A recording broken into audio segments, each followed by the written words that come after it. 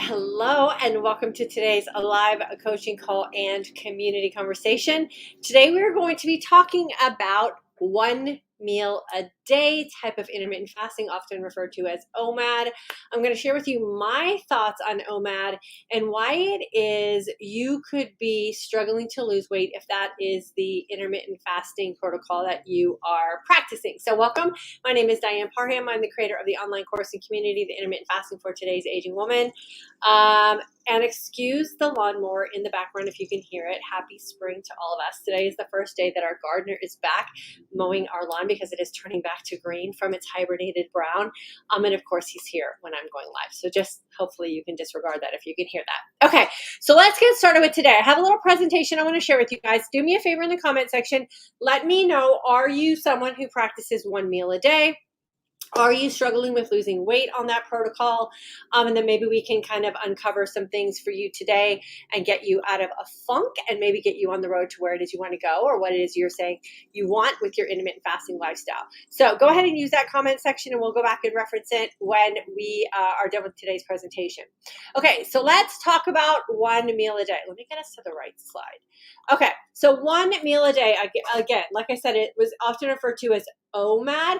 It is really, or technically, supposed to be just one meal a day. And oftentimes what I hear in our community or comments from women is that I am fasting for 20 hours and I'm only eating one meal a day. Why is it that I'm not losing any weight? And so this is where today's conversation came from and why I want to clear up some things for you and what one meal a day literally is. And sometimes when we're running around like confusing things in our brain, our body kind of doesn't know what's going on and doesn't know what to do. So let's clear all that up and let's really get down to business on what one meal a day really is, and then maybe consider whether that's for you or you should be trying something else. So if you say you are practicing one meal a day and you are not losing weight, this could be the reason why. A lot of these things and pictures here that I'm sharing with you are things that people are putting in their quote unquote fasted state during a one meal a day or OMAD lifestyle, and then also complaining that they're not losing weight. So lemon in your water, or putting creamer in your coffee, or stevia in your coffee, or heavy whipping cream, or drinking bulletproof coffee, or putting collagen peptides in your coffee, all of those things. Stevia is one of those big things again, or even like the picture of the plate with the little like leaves of kale or whatever, spinach or whatever it is in there. Restricting calories during your fasted state. So I hear a lot too, well, I'm only eating 15 calories during my fasted state during one meal a day. Why is it that I'm not losing weight? And what we have to remember is that it's not the amount of calories that we are consuming that is or isn't the thing that is causing us to lose weight or hold on to the weight. It really is the hormonal makeup that's going on with our body. And so even 15 calories or 10 calories or 20 calories or whatever someone is telling you is okay might not be okay for you, just simply because of the hormonal makeup of your body, especially if we are suffering from some of these insulin related diseases or sugar related diseases. So what we have to consider is the fasted state is where you lose weight, and we have to create the fasted state hormonally in order for our body to lose weight. So I do a lot of coaching here where I talk about the little timeline like this, where that 12-hour mark is really where our body begins to take advantage of that fasted state. So what I want us to think about is what one meal a day is by definition, and technically what we really want to be trying to accomplish hormonally and chemically with our body if we're practicing a one meal a day lifestyle. So I put a couple acronyms here. OMAD is one meal a day. We know that. And I also put OIRAD, which is one insulin response a day. Now, if we thought about one meal a day as I'm creating this environment for my body where I'm only going to do one insulin response type of activity a day in my feasting window, that would technically be one meal a day. Or you could say, I'm only going to have a glucose response or glucose spike Doesn't have to be a big spike, but that's what happens when we consume things in our fed state, right? Our glucose responds to that thanks to insulin. So if you say, I only want to have one glucose spike a day, that would be more literal to what we're trying to achieve with one meal a day. So we're creating no insulin response or no glucose spike during our fasted state. This is what will help us achieve the fasted state hormonally, and the fasted state hormonally is where we can lose the weight. So this is why for so many people, the 20-hour fast has been so beneficial, because if we think about the fact that we're putting all of these types of things in what we're calling a fasted state, and we're really not creating the fasted environment hormonally for us, what if we just created a bigger window from a one meal a day to a 4-hour feast where we can put in some of those things that we enjoy having, like maybe it's your bulletproof coffee, or maybe it's a coffee with some things in it, or maybe it is a little snack, or like I do with my breakfast, have a shake and then have a meal with my family. What if we can create that and then really make sense for our brain and our body and how they're communicating with each other, that we really did create this fasted environment for 20 hours and we are going to get the nutrients that we need in that bigger window, which is going to be that 4-hour feasted state. So the hormonal fasted state starts at the 12-hour mark. When we've gone 12 hours with no new insulin response or no new glucose situation that's going to be on the rise for our body. So we want to think about it in those terms. We want to think about that next 8 hours, right? That we're going to have if we're going to fast for 20 hours, or if you're going to fast for, the one meal a day, you have to really think about it's 23 hours that I'm going to be fasting and 1 hour only of a feasting window.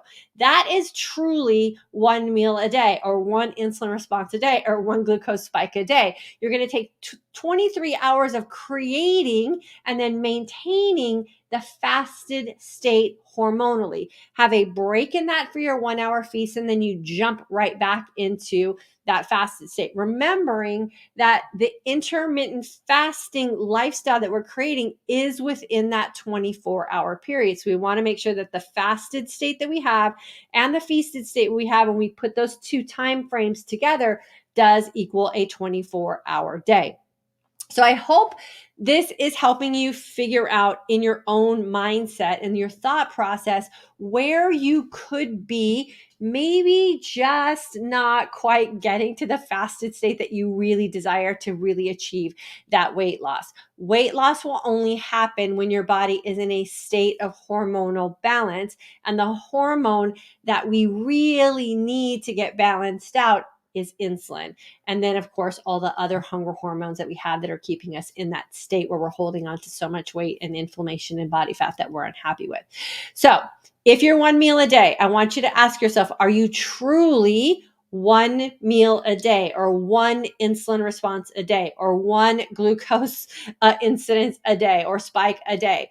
And if that is the case, then what I want you to think about, if you're still not able to achieve any kind of weight loss, I want you to think about what it is you're feasting on.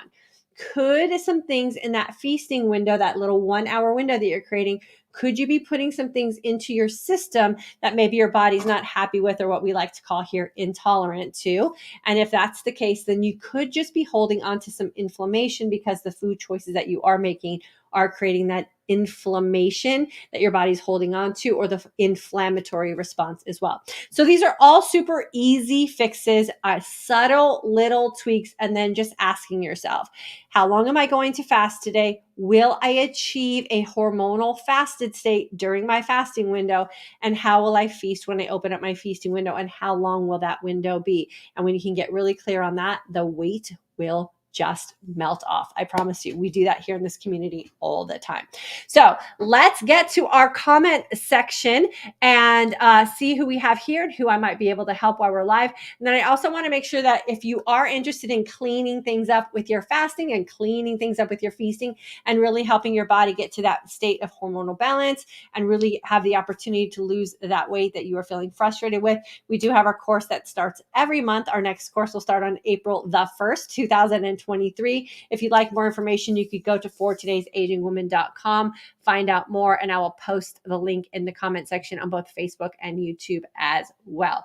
Okay, so let's get started with our comments here. Marie, it's so good to have you with us. Yes, that's me, 1 meal a day and struggle to lose weight. Okay, Marie, that's probably just some confusion you have going on in your brain.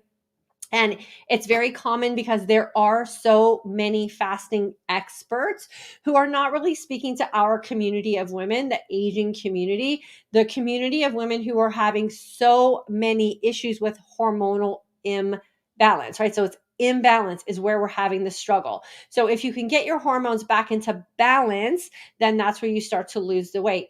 Subtle little breaks in your fast, like putting collagen in your coffee, putting butter in your coffee, putting heavy whipping cream in your coffee, putting stevia in your coffee. Those types of things can be enough when you're really out of balance to just stop the fasted environment and you're never achieving the hormonal fasted state, which we're all looking for. So Marie, clean that little fasting window up. Really be honest with yourself about, do you really want to practice just one solid meal a day in an hour's time frame? Or would you like to open up that window a little bit, give yourself a little flexibility and grace, and then see what happens for you there as well? Janet, I don't practice 1 meal a day on purpose, but I would love to be able to hear your lawnmower. We have a foot of snow on the ground. Oh my goodness, my friend. I can't even imagine.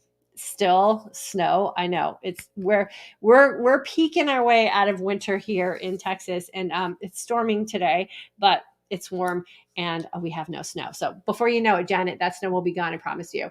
Safonda, hit that like button, ladies. Thank you, Safonda. Yes, y'all, hit that like button. Hit that share button, and then make sure you're coming back frequently on, our Mondays and Thursdays to make sure you're part of our community here. I too do my best to make sure that the questions that I'm getting pretty consistently in our community get answered here on our lives to help you out as well. Okay, Kelly, current March 2023 IF course member. I don't practice 1 meal a day on purpose either. I spend my days doing 24 fasting. Occasionally, I'm just not hungry after my first meal, so I 1 meal a day that day. Yeah, and I think that that's great. And that really is, Kelly, a sign that you're practicing what we're teaching in class. So I love that for you. And then really listening to your hunger cues, because there will be some days, Kelly, that you're going to feel like you need to eat more than other days. I say go with the flow on that. Just make sure that the food choices that you're making are going to support what it is you say you want in your next fast. Because remember, we feast to fast. We don't fast to feast. And then there's going to be those other days where your body's really efficient at going internally and finding a lot of things that it can consume on its own, and you're not going to have the same hunger cues. So you're doing all the right things, Kelly. Super excited for you. Marie, you're welcome, my friend. 10,000 hours. Okay, the lawn guy's right here. You guys can probably hear that. I'm so sorry. 10,000 hours. Came across the channel a week ago. Been struggling to stay consistent. This week I have been applying your principles, clean 20 hours, minimum fast and feasting well, and I'm losing about a pound a day. Perfect. And a lot of that for you is going to be that inflammation we talked about, right? Those inflammatory responses your body has when it doesn't have the environment to go into that healing state. So when you're losing weight like that, especially in the beginning, I always say that that's a good thing because you're probably getting rid of that inflammation. And so just make sure that you're okay with your thoughts when that weight loss slows down, because once the inflammation is taken care of, that weight loss will slow down, but you just stay the course and you rinse and repeat, and it'll start picking itself back up again. Safonda, November 23 grad. I think it's November 22 grad, my friend. Hormonal imbalance was an issue for me in my 20s. Yeah, I think it is for a lot of young women. We just haven't really, we're not looking for that in our 20s, unless you're kind of suffering from some sort of like infertility issues, or you've been diagnosed with like PCOS. Those are the telltale signs of hormonal imbalance in our youth, our younger women. Or if you're having really difficult menstrual cycles, that is often a good indication, right? Something to look for, a sign and signal that your body's telling you that you're out of balance as well. And oftentimes those can be very quickly fixed by just cleaning up some of the things in our environment and our nutrition. But hopefully you're feeling better, my friend. The Straight Road. Hi, Diane. Jane here from the July 22 class. Just checking in. It's a wonderful lifestyle. I found so much freedom, stuck to my 24 all year, except for Italy trip and allowed 2 days at Christmas. Yeah, for sure. And this is the thing about creating a lifestyle, right? once we really find our rhythm with a 20-hour fast and the 4-hour feast, we learn to confidently lean into the fast. We don't ever question a fast. And I think that's probably where you are, Jean, because you've been able to maintain this lifestyle for such a long period of time. And then when things come up like vacations, I'm going to be going on a vacation in a couple weeks, or holidays come up, you get to set your parameters for how it is you want to adjust to your lifestyle. And you just give yourself permission to do that, create your little exit strategy, and you come back whenever you're ready. It's super fun. What does your one meal food choice consist of? So when I eat with my family, I just eat with my family. So I don't create anything special for me because of this lifestyle. And that was one of the most freeing things that I discovered emotionally and mentally with an intermittent fasting lifestyle was eating with my family like my family. So we don't create special meals based on, who's who in our family. We all eat the same things. So, we usually have protein. We usually have some sort of conscious carbohydrate. We usually have some sort of vegetable, and that tends to be what our feast is in our family. And at any opportunity that I get to have some tacos, I will always have some tacos for dinner. If you've been hanging around here for any length of time, you know that about me. So I'm very, very normal with what I do with my food. And I am very normal. I make sure I consume only things that allow me to look and feel my best because of what I do in my fasted state and because of how I fast, for sure. Jean, again, I have kept weight off and body is reconfiguring health, sleep, energy, and knowing I can control what I focus on and choose. Thanks and more, Diane. You're welcome, my friend. And that's the other true gift, is that once we really get dialed into how we look and feel in that fasted state, there's not a whole lot that's going to knock us out of that. And then we just make really informed choices, because we can make an uninformed choice in our feasted state, and our next day fast could be miserable for us. And it can really affect how we look and feel, right? Consuming foods that your body's not tolerant to and creating some of those inflammatory responses can really change how you look from one day to the next, whether that's bloatedness or retaining water. For me, oftentimes it shows up in my eyes and my face, and puffy, heavy bags under my eyes, just from something that I ate that my body couldn't tolerate. So we always want to go back and ask, like, how am I feeling? And this is why every day we really want to create the opportunities by making informed decisions with, how is it that I feel today? How is it I look today? And am I doing that in an authentic way? And that's really how we're going to make informed choices for everything that we do.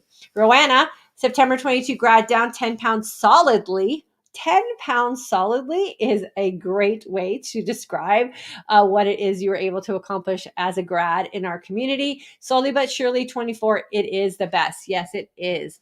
Janet, it feels like changing the clocks to daylight savings time can throw off hormones. Yes, because remember, we are all running on a circadian rhythm, right? So 1 hour shift is that thing where now your hunger hormone signals are off. So there is a hormone called the appetite expectancy hormone, and just a 1 hour shift in what we're doing with our sleep, especially when we're like losing an hour of sleep, right? So now we're kind of like dragging a little bit. And oftentimes when we feel fatigued or tired, we think that's a hunger cue. So then we think we need to go eat. It takes about 2 or 3 days. Your body will balance back out. I don't even feel any changes at all. And it's only been, not even a week since we changed the time. And so what I always say is lean into the fast when we're trying to adjust for jet lag or time changes and those kind of things. Always lean into the fast, and that will give your body the best opportunity and most advantageous environment to get that appetite expectancy hormone back in check. So hopefully you're back to feeling normal again. So Fonda, November 22 grad, I was hormonally imbalanced in my mid to late 20s. Inflammation along with a car accident sent me to seek chiropractic care as well. Age is not the problem. It's getting back in balance. Yeah, and once you're back in balance, you're good to go. And so I always say strive to stay in balance for sure. Carrie, thank you. Great information. You're welcome, my friend. Just me. Oh, Nell. Of course, Nell. As soon as I saw Just Me and Nell, I knew. August 22 grad, current mindset shift class, and loving this lifestyle. If you're thinking of joining, don't think about it. Just do it. Thank you, my friend. Yeah, the hesitation part is the thing that's killing so many women, right? We say here in this community, just get off the fence. Just join us. Once you make the commitment to join, everything in your own brain is going to start to shift for you, because you're going to want to come to class ready to get the most bang for your buck while you're in class with us. And so I say, if you're feeling like this sounds like something you want to do and it feels freeing to you and you're excited about it, just jump in with us. We welcome you with open arms. And Nell, I got your books. Thank you so much for getting those to me. Janet, I echo Nell's comment. I've taken 3 courses here and it has changed my life. Oh, I love that. Carrie, how do you feel about drinking I think it's ketones during your fast? I agree the time change has been a challenge. So if you're drinking ketones, and I did this, I've done all the things, right? I've experimented with everything. And what I have found is that I would much rather have my body produce its own ketones through fat utilization than put exogenous ketones into my body. And if you're putting ketones into your body during a fasted state, you're not really fasting. Oh, you guys want to see Callie? There's my dog right there. You're not really fasting to achieve that hormonal balance. You're what I would call, and I've done this myself, so no shame in the game. It's just what it is. It's you're cheating your body out of the opportunity to do it on its own. And so with a lot of these quick fix things, with a lot of these tools that are marketed to help you get the edge, what I really feel about them is that they're cheating you out of allowing your body to do what it has been designed to do. And your body can produce its own ketones. You just have to create the environment for that. And exogenous ketones are creating a shortcut, and you're cheating yourself out of it. Now, will you show you have ketones in your system? Absolutely, because you're putting them there. But is it from your own body? Is it the byproduct of your body being fat utilization mode? No, I don't think so. And like I said, I did them myself. So I would say keep your money. Now, awesome. You're awesome. Thanks, my friend. You're awesome too. Susan, July 22 grad. Thank you for teaching this lifestyle. 24 is magic. It is magic. It is the absolute magic secret sauce to what it is we're all trying to do here. Jean, again, be consistent, be patient, wait for the healing. Waiting is hard, but the payoff will come. Please, ladies, join the class. You'll learn so much, get confident, and your life will change.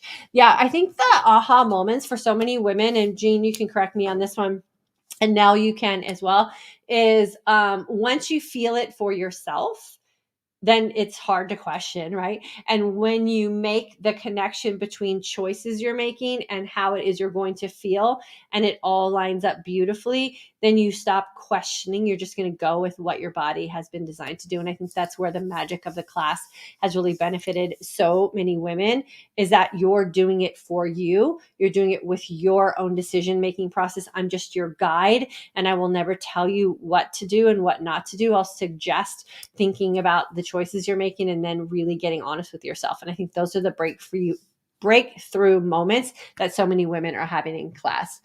Cheating you out of what your body has been designed to do. Yeah, 100%. That's how I feel. And I used to drink exogenous ketones, so I know. I was in the same boat. And then when I stopped drinking them, and I'm like, can I do this myself? And I really figured out, and we talk about it here a lot, it's called draining the tanks.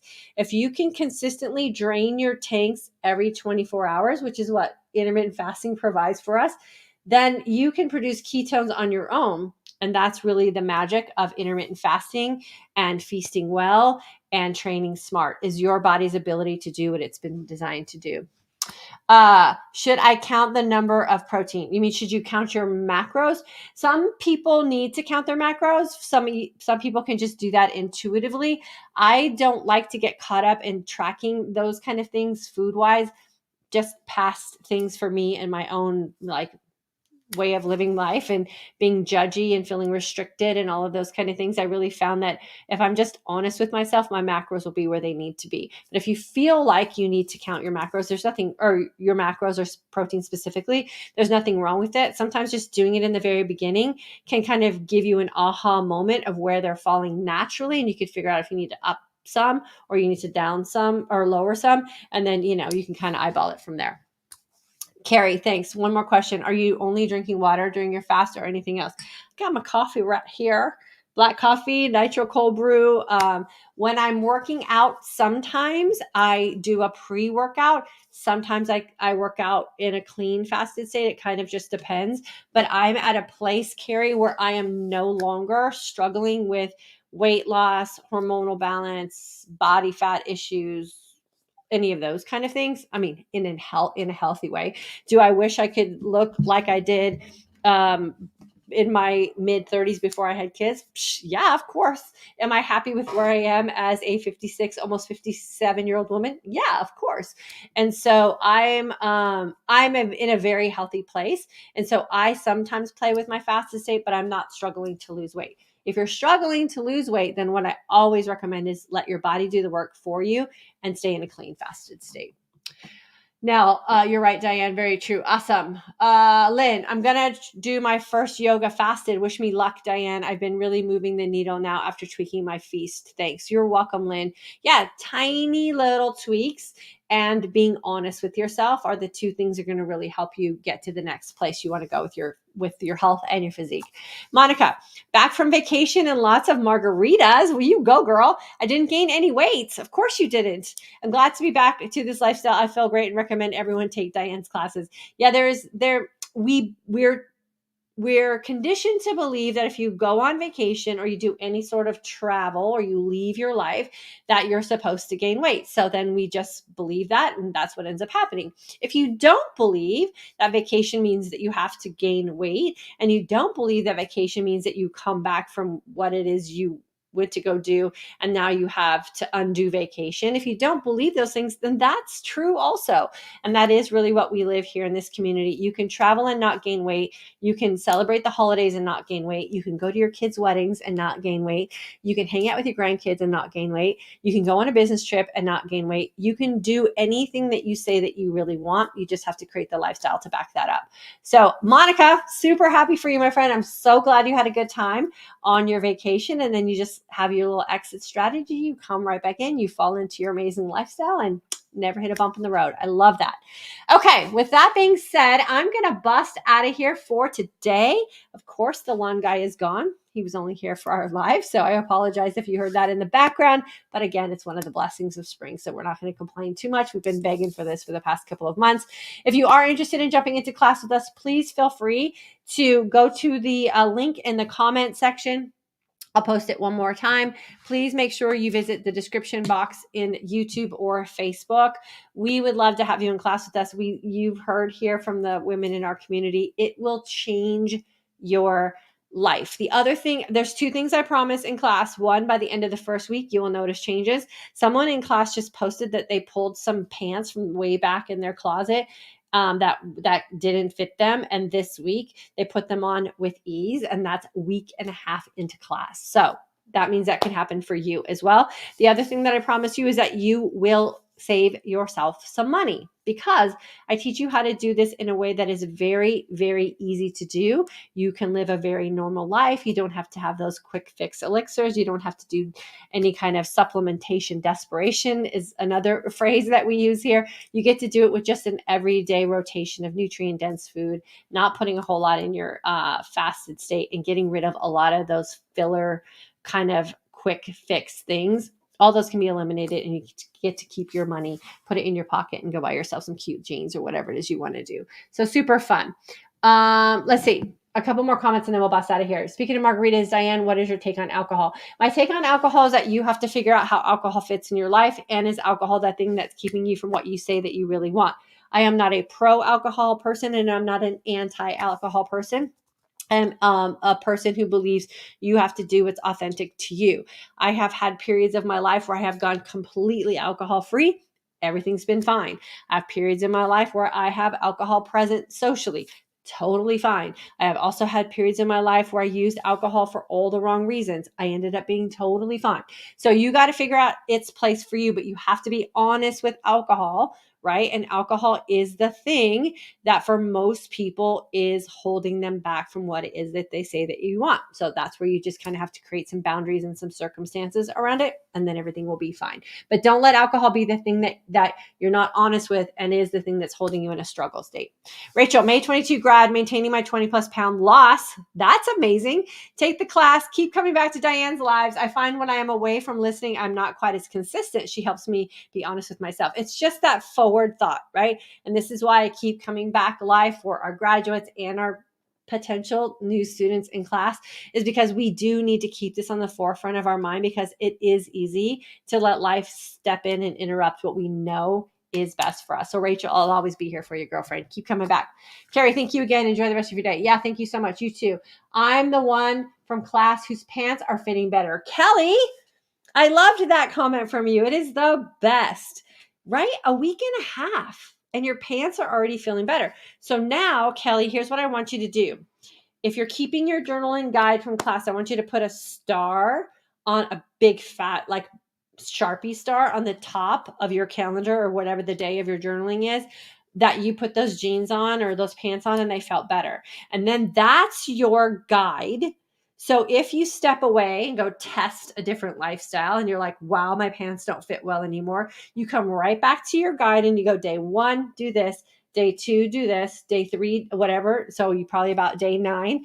By day 9, your jeans or pants or whatever will fit you again. So the journaling and the notes that you're taking while you're in class, Kelly, are to help you down the road in the future. If you fall off track or you step away from this lifestyle, it's proof that in that many days you can just come right back. So I'm so happy for you.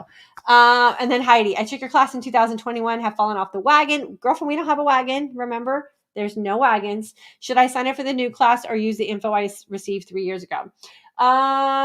See if you have access to your course. If you have access to your course, just go back and review your course.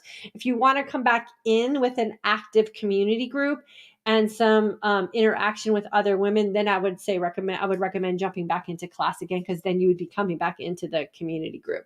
But go check and see if you have access to your course first, if you don't want to register for a new class. But remember, my friend Heidi, no wagons, just choices. So now if you've decided you want to come back, you don't have to worry about anything you just decide today. That today's the day you're going to get right back into that 20 hours of fasting and 4 hours of feasting for their next fast. Okay.